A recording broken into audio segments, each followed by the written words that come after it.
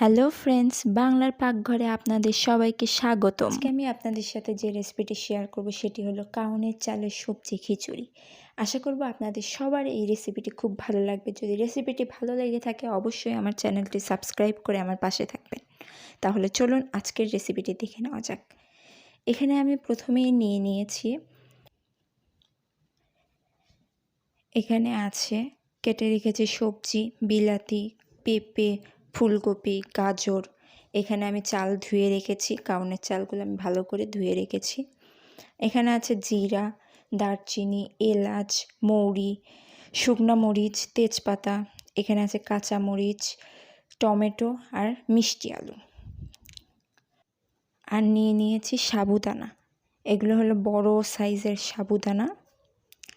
এখানে প্রথমে আমার এই সাবুদানাগুলোকে সেদ্ধ করে নিতে হবে। ভালো করে প্রেসার কুকারে জল দিয়ে এগুলো আমাকে সেদ্ধ করে নিতে হবে। এখানে আমি প্রেসার কুকারে জল দিয়ে ঢাকনা আটকে দিলাম। এবার চুলায় বসিয়ে দিয়েছি। এবার 4-5 মিনিট পর এটাকে আমি নামিয়ে নিলাম। সাবুদানাগুলো সেদ্ধ হয়ে গেছে।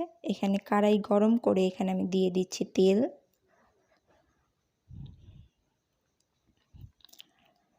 তেলটা ভালো করে গরম করে নিয়ে এখানে আমি একে একে সবজিগুলো ছেড়ে দিব। প্রথমে ছেড়ে দিলাম ফুলকপি, গাজর,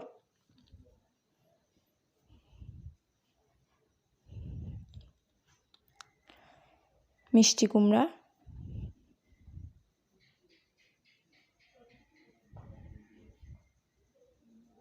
পেঁপে। সবগুলো সবজি আমি এখানে ছেড়ে দিব। মিষ্টি আলুটা এখনই দিব না, ওটা আমাদের পরে দিতে হবে। আগে এগুলো আমাদের ভেজে নিতে হবে। সবগুলো সবজি একে একে ছেড়ে দিয়ে আমি এখন সবজিগুলোকে ভালো করে ভেজে নিব। এখন এখানে আমি দিয়ে দিচ্ছি লবণ। আপনারা আপনাদের পরিমাণ অনুযায়ী লবণ দিয়ে নেবেন। আমি আমার পরিমাণ অনুযায়ী এখানে লবণ দিয়ে নিলাম। লবণ দিয়ে সবজিগুলোকে আবার আমি ভালো করে নাড়াচাড়া করে নিচ্ছি। এবার দিয়ে দিচ্ছি হলুদ, পরিমাণ মতো হলুদ। হলুদ দিয়ে আবার সবজিগুলোকে আমি ভালো করে নাড়াচাড়া করে নিচ্ছি। এই পর্যায়ে আমি সবজিগুলোকে ঢেকে দিব। সবজিগুলোকে ঢেকে দিলাম। 2 থেকে 3 মিনিট এটা ঢাকনা দিয়ে আমরা রান্না করে নিব। এবার সবজিগুলোকে দেখুন অনেকটাই সেদ্ধর মতো হয়ে এসেছে। এবার আবার এই পর্যায়ে একটু তেল দিয়ে দিলাম।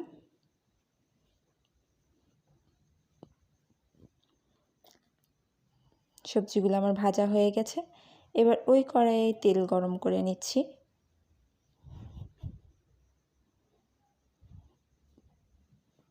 এবার দিয়ে দিলাম শুকনো মরিচ, তেজপাতা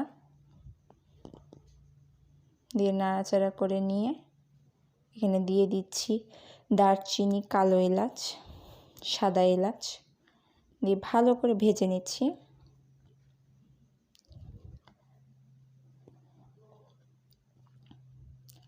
এখন দিয়ে দিচ্ছি জিরা, মৌরি। সবগুলো মশলা দেওয়া হয়ে গেলে এটা ভালো করে নাড়াচাড়া করে নিয়ে এই পর্যায়ে দিয়ে দিচ্ছি কাঁচা লঙ্কা। কাঁচা লঙ্কাগুলো দিয়ে আবারও ভালো করে ভেজে নিলাম। এবার আমি কেটে রাখা টমেটোগুলো দিয়ে দিচ্ছি।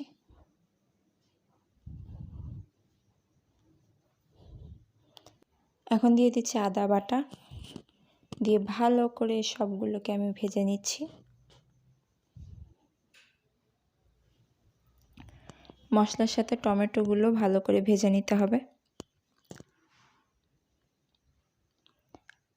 আবার একটু পরিমাণ মতো আদা বাটা দিয়ে দিলাম। আমি আমার পরিমাণ মতো দিয়েছি, আপনারা আপনাদের পরিমাণ মতো দিয়ে নেবেন। এবার ধুয়ে রাখা চালগুলো এখানে ছেড়ে দিলাম।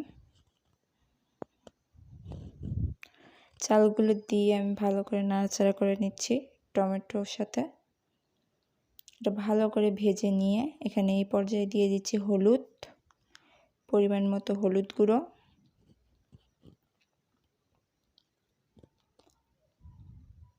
হলুদ গুঁড়ো দিয়ে আবার চালগুলোর সাথে ভালো করে মিশিয়ে নিচ্ছি।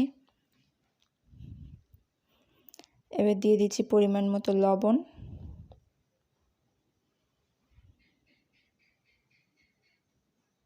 দিয়ে ভালো করে চালগুলোর সাথে মিশিয়ে নিচ্ছি। ভাজার এই পর্যায়ে এখন আমি দিয়ে দিব জল। চালগুলো সিদ্ধ করার জন্য আমার এখন দিয়ে দিতে হবে জল। পরিমাণ মতো জল দিয়ে দিয়েছি। যেহেতু এটা পাতলা খিচুড়ি হবে সেহেতু একটু বেশি জল দিয়ে দিছি।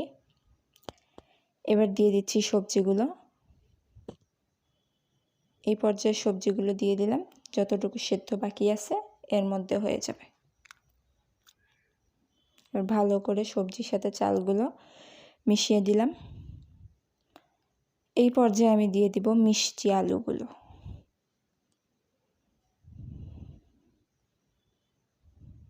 এবার ভালো করে নাড়াচাড়া করে নিচ্ছি। দেখুন আমার চালগুলো ফুটে উঠেছে। এটা একটু করে নাড়াচাড়া করে দিচ্ছি।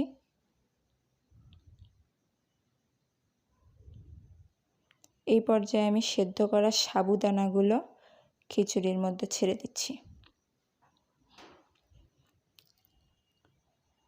সাবুদানাটা লাস্ট পর্যায়ে দিতে হবে, কারণ যেহেতু এটা আগে থেকে সেদ্ধ করে নেওয়া রয়েছে সেহেতু আর বেশি সেদ্ধর দরকার নেই। এবার আমি ঢাকনা দিয়ে দিলাম। 2 থেকে 3 মিনিট পর ঢাকনাটা তুলে দেখুন আমাদের ঘনত্বটা। এই ঘনত্বে আমি খিচুড়িটা নামিয়ে নিব। যেহেতু ঠান্ডা হলে এটা আরেকটু ঘন হয়ে আসবে। আপনারা অবশ্যই এই রেসিপিটি বাসায় ট্রাই করে দেখবেন এবং আপনাদের কাছে এই রেসিপিটি কেমন লাগলো আমাকে অবশ্যই জানাবেন। ধন্যবাদ সবাইকে।